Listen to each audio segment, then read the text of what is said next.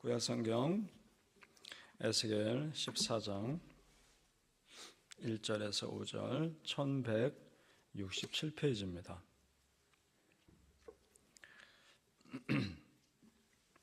같이 읽겠습니다. 14장 1절에서 5절 시작. 이스라엘 장로 두어 사람이 나와 내 앞에 앉으니 여호와의 말씀이 내게 임하여 이르시되 인자야, 이 사람들이 자기 우상을 마음에 들이며 죄악의 걸림돌을 자기 앞에 두었으니 그들이 내게 묻기를 내가 조금인들 용납하랴. 그런즉 너는 그들에게 말하여 이르라. 나 주 여호와가 말하노라. 이스라엘 족속 중에 그 우상을 마음에 들이며 죄악의 걸림돌을 자기 앞에 두고 선지자에게로 가는 모든 자에게 나 여호와가 그 우상의 수요대로 보응하리니 이는 이스라엘 족속이 다 그 우상으로 말미암아 나를 배반하였으므로 내가 그들이 마음 먹은 대로 그들을 잡으려 함이라. 아멘. 오늘 교회를 위한 여호와의 니시 40일 금식기도 24일차 새벽기도입니다. 예배하신 하나님의 은혜 있으시기를 축복합니다. 아멘. 자, 오늘 말씀은 하나님이 왜 그토록 우상 숭배를 싫어하시는지 분명히 나옵니다. 우상 숭배는 단순히 눈에 보이는 어떤 형상을 섬기는 것이 아니라 마음 빼앗기는 것이기 때문에 그렇습니다. 내 마음이 하나님에게서 우상으로 옮겨지는 것이기 때문에 그렇게 싫어하시는 겁니다. 3절을 다시 보시죠. 제가 읽겠습니다. 3절 말씀. 인자야, 이 사람들이 자기 우상을 마음에 들이며 죄악의 걸림돌을 자기 앞에 두었으니 그들이 내게 묻기를 내가 조금인들 용납하랴. 아멘. 이 말씀은 마음의 우상을 섬기는 사람들, 하나님 앞에서 기도한들 내가 그 기도 들어줄 수 있겠느냐, 그 말입니다. 그럴 수 없다는 겁니다. 여기서 마음의 우상을 드린다는 말을 주목해 볼 필요가 있습니다. 마음의 중심에 하나님만 계셔야 되는데 그 마음 한켠에 또 우상이 있는 겁니다. 이것이 문제인 겁니다. 오늘 말씀 자세히 보면 에스겔 선지자 앞에 이스라엘 장로 2명이 서 있습니다. 무언가 물으려 왔겠죠. 그들이 하나님 안 믿는 사람이란 말 없습니다. 그들도 하나님 믿는 사람입니다. 겉으로는. 그러나 그 속은 우상으로 가득 찬 사람들입니다. 이것이야말로 회칠한 무덤 아닙니까? 그래서 오늘 말씀 우리도 두려운 마음으로 읽어야 합니다. 왜냐? 내가 겉으로는 크리스찬입니다. 나도 그렇게 생각합니다. 스스로도. 그런데 속마음이 세상 것으로 가득 차 있다면 지금 이 이스라엘 장로들과 똑같은 사람들이란 말입니다. 두려운 말이죠. 성도님들 항상 기억할 것이 있습니다. 사단이요, 우리의 마음을 무너뜨리기 위해 눈을 부르키고 있다는 겁니다. 깨어있으시길 바랍니다. 모든 지킬 만한 것 중에 더욱 내 마음을 지키라. 생명의 근원이 이에서 남이니라. 잠언 4장 23절. 그렇습니다. 마음 지키는 것이 생명 지키는 겁니다. 성도님들, 내 영혼을 지키기 위해서라도 지금 내 마음을 사람과 상황에서 눈을 떼서 하나님께 집중하시길 바랍니다. 이렇게 기도하는 겁니다. 하나님, 지금 이 상황을 허락하신 이유가 뭡니까? 이 상황에서 나에게 원하시는 메시지가 무엇입니까? 그 기도를 하는 겁니다. 그러면 그 상황 속에서 한 발짝 물러서서 객관적으로 나를 바라볼 수 있는 눈이 생깁니다. 성도님들, 모든 일에는 우연이 없습니다. 다 하나님의 분명하신 계획하심이 있습니다. 23절 말씀 우리 같이 읽어보죠. 23절입니다. 에스겔 14장 23절 시작. 너희가 그 행동과 소행을 볼 때에 그들에 의해 위로를 받고 내가 예루살렘에서 행한 모든 일이 이유 없이 한 것이 아닌 줄 알리라. 주 여호와의 말씀이니라. 아멘.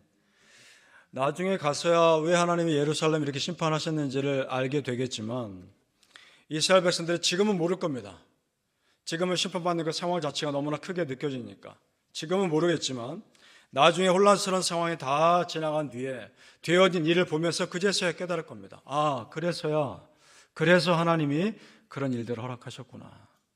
그때 깨닫습니다.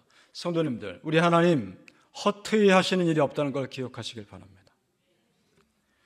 오늘 말씀에 나오는 2명의 장로, 이스라엘 공동체 안에서는 겉으로는 참 존경받는 사람들이었겠죠. 그러나 하나님 보시기에는 죄인일 뿐입니다. 그들이나 이스라엘 다른 백성들이나 그들이 하나님을 얼마나 가볍게 여겼는지, 얼마나 하나님을 우습게 여겼는지 그 내용이 7절에 나옵니다. 우리 같이 읽어보죠. 7절 말씀 시작. 이스라엘 족속과 이스라엘 가운데 거류하는 외국인 중에 누구든지 죄악의 걸림돌을 자기 앞에 두고 자기를 위하여 내게 묻고자 하여 선자에게 가는 모든 자에게는 나 여호와가 친히 응답하여. 여기 친히 응답하여라는 말은 응답하여 벌 준다는 말입니다. 좋은 쪽으로 한다는 것이 아니라 자기를 위해 내게 묻고자 한다는 말을 주목해 보아야 합니다. 자, 마음에 우상을 섬기고 있습니다. 여전히 죄악길을 가고 있습니다. 그런 사람들이 하나님께 묻고자 오는데 그 이유가 자기를 위해서라는 겁니다. 그 마음의 중심에 하나님이 있는 것이 아니라 여전히 자기 자신이 있는 겁니다. 그것이 문제입니다. 내가 잘 되기 위해 하나님이 필요한 사람들인 겁니다. 지난번에도 말씀드리죠. 성도님들, 하나님이 나를 위해 있는 것이 아니라 내가 하나님을 위해 있는 겁니다. 믿습니까? 물론 하나님은 당신의 백성들 끝까지 사랑하십니다. 그래서 함께 계십니다. 그런데 순서가 중요합니다. 하나님이 먼저입니다. 진정 우리가 교회에서 섬기는 이유가 뭡니까? 나를 드러내기 위해서가 아니라 하나님 드러내기 위해서입니다. 내가 묵묵히 하나님의 일을 하다 보면 하나님은 자연스럽게 드러나게 되어 있습니다. 왜냐? 나는 뒤로 사라져 있으니까. 이미 하나님은 대신에 다 아십니다.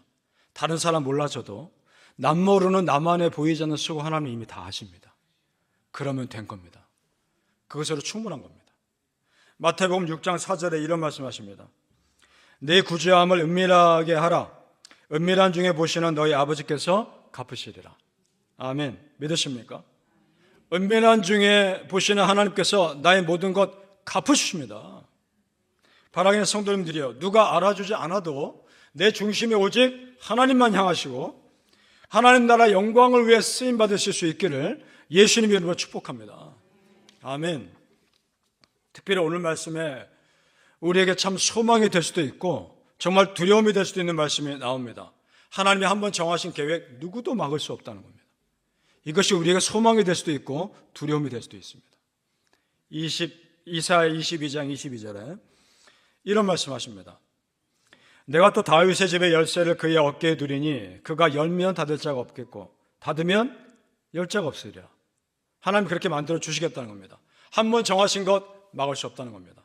물론 믿음의 사람들의 중보기도로 하나님이 잠시 기다려 주실 수는 있으나 하나님의 계획은 결국 계획하신 대로 이루어집니다.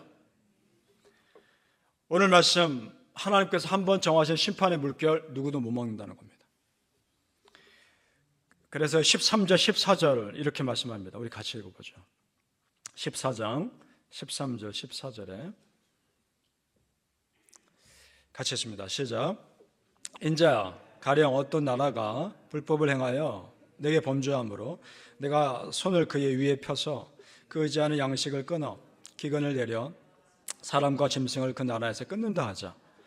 비록 노아, 다니엘, 욥 이 세 사람이 거기 있을지라도 그들은 자기의 공의로 자기 생명만 건지리라. 나 주 여호와의 말이니라. 아멘.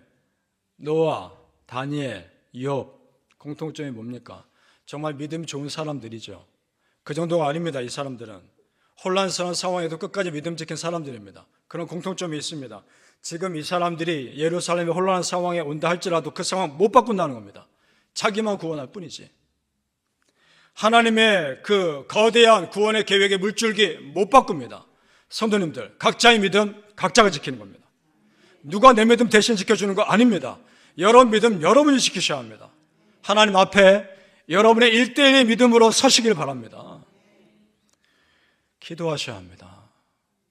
여러분 간절히 기도하셔야 하고 여러분의 받은 은혜와 기도를 하나님 앞에 쓰셔야 하는 겁니다. 그러면 반대도 가능한 겁니다. 반대도 가능합니다. 하나님께서 한번 정하신 은혜의 물결을 무엇도 못 막는 겁니다. 나를 구원하시고자 하나님의 은혜 누구도 방해할 수 없습니다. 사단이 아무리 나를 무너뜨리려 하며 내 믿음의 성숙을 방해한다 할지라도 그 하나님의 은혜에서 누구도 나를 깨뜨릴 수 없단 말입니다. 믿습니까? 이미 은혜의 물줄기는 도도하게 흐르고 있는 겁니다. 구원의 물줄기는 십자가에서 이미 시작되었습니다. 그 물줄기 가운데 이미 우리는 살고 있단 말입니다.